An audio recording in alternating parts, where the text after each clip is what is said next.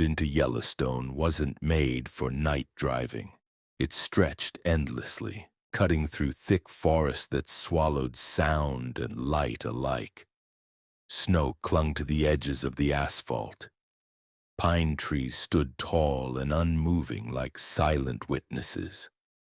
The wind moved through them in a low whisper, not loud enough to notice at first, but once you heard it, you couldn't unhear it.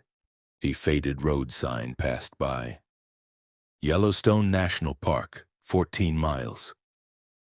Inside a dark green pickup truck sat Ethan Cole, 24 years old. He wasn't the kind of guy who believed in stories. Not anymore. Ethan grew up in Montana. His father was a park ranger. His mother used to say the forest had moods. Some nights, she would whisper when he was a child, the trees feel closer. After his father died in what officials called a wildlife accident, Ethan stopped visiting the park. Official report, animal attack. Closed case. But Ethan had seen the body. Claw marks didn't look like that. They were deliberate, clean, measured. He left town after that, moved to Idaho, tried to forget. But memories don't disappear. They wait. 3 weeks ago, Ethan received a call. Unknown number. The voice on the other end was distorted by static. Your father wasn't killed by a bear. Silence. Then, if you want the truth, come back. The line went dead.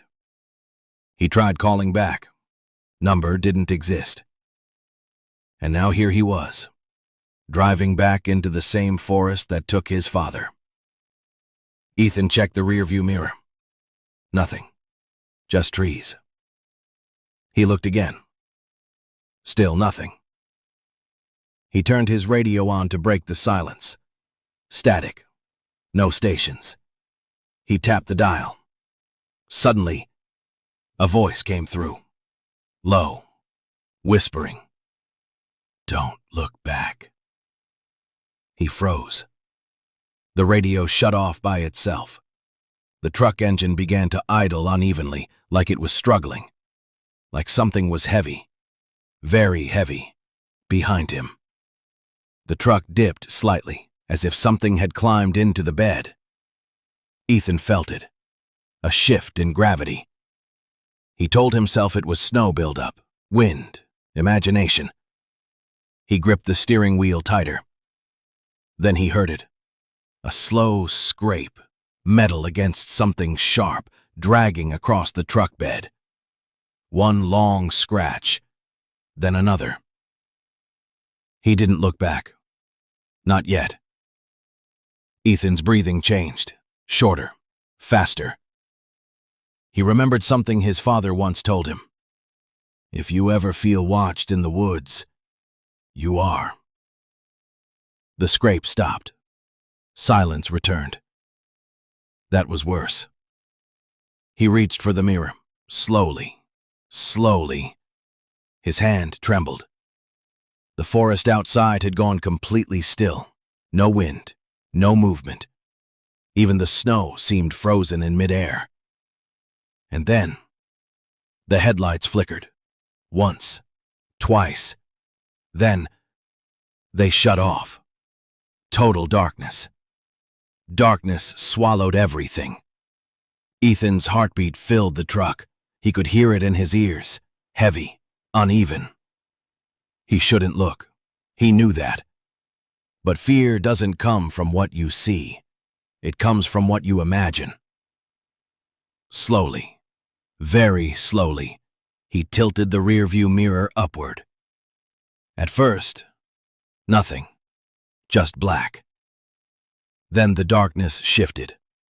Not movement. Not exactly. More like depth. As if the dark itself had layers. And something stood inside it. Too tall. Too still. Its head slightly bent. Antlers. Massive. And its eyes. glowing red, not bright, not shining, just watching. Ethan stopped breathing. The thing didn't move, but it felt closer, much closer than the truck bed should allow. And then, the mirror cracked, a thin line across the glass, without being touched. The crack in the mirror spread slowly, like ice forming. Ethan blinked. The creature was gone. Only trees behind him, snow falling normally again. Headlights flickered back on. The engine stabilized. Had he imagined it? He laughed softly, a nervous sound. That's when he smelled it. Wet earth, rot, and something metallic. Blood. He looked at his hands. They were trembling. And there, on the steering wheel, deep scratch marks, fresh. 4 lines, measured, deliberate, exactly like the marks on his father's body. The radio clicked on again. No static this time. Just breathing. Slow. Wet. Right behind him. Then a whisper. Ethan. His name. It wasn't distorted now. It sounded familiar. Painfully familiar. It sounded like his father. You shouldn't have come back. The temperature inside the truck dropped instantly. Frost formed on the inside of the windshield. Ethan's breath fogged heavily. Dad, he whispered. The voice didn't answer. Instead, something tapped the back window. Once. Slow. Deliberate. Ethan finally understood something. It wasn't following him. It had been waiting. The accident report. Closed case. No witnesses. Body found near the old ranger station. The same ranger station Ethan was driving toward now. His father didn't die randomly. He died because he saw something. And whatever lived in this forest didn't like being seen. Another tap. Harder this time. The back glass bent slightly inward. Not broken, just pressured. Like something massive was leaning against it. And then, silence again. No wind, no snow, no sound. Even Ethan's heartbeat stopped for one terrifying second. Then the engine shut off, completely. The keys were still in the ignition, but the truck was dead. And outside, slow footsteps began circling the vehicle. Crunch, crunch, crunch. Heavy, measured, patient. The footsteps stopped behind the driver's door, right next to Ethan's head. He could hear breathing now, not through the radio, not through speakers, right outside the glass, and then a low voice, not whispering anymore, right at the window. Don't look back. The breathing outside the driver's window stopped, not faded, stopped, like something had leaned in, and then stepped back. Ethan didn't move. He didn't blink. He didn't even dare swallow. Then, the door handle slowly pressed down, not violently, not shaking, just testing. Click. It returned to place. Click. Again. Like whoever, or whatever, stood outside was learning how it worked. Ethan locked the door. The sound echoed too loudly inside the truck. Outside, silence again. Then, a slow dragging sound moved from the driver's side, across the hood. Metal bending slightly under weight, toward the passenger side. Something was climbing over the truck. Ethan squeezed his eyes shut, and suddenly, he wasn't in the truck anymore. He was 12 years old, standing outside the old ranger station, snow falling lightly, his father arguing with someone inside. A voice he couldn't understand, not human, low, vibrating. He remembered the door opening, his father stepping out, pale, shaking. He had knelt down in front of Ethan that night and said something strange. If you ever see it, don't acknowledge it. Not run, not fight, not scream, just don't acknowledge it. Back in the present. The truck roof dented inward slightly. Metal creaked. Slowly, deliberately, Ethan opened his eyes. The passenger window was fogged over, but something strange was happening. On the glass, a reflection. Not outside, inside, behind him. He turned slightly, nothing in the back seat. But in the reflection, something was sitting there, tall, its head nearly touching the roof. Antlers scraping softly against the ceiling fabric, its face too long, eyes hollow now. Not red, just empty. And it wasn't looking at him, it was looking forward, waiting. Ethan remembered his father's words, don't acknowledge it. His breathing became controlled, slow, measured. He stared straight ahead. The reflection smiled. The creature didn't attack. It didn't move. That was worse. Minutes passed, or seconds. Time felt broken. Ethan kept staring forward. His neck burned from not moving. His eyes watered. Outside, the forest began to shift, trees leaning slightly inward, like they were closing around the truck.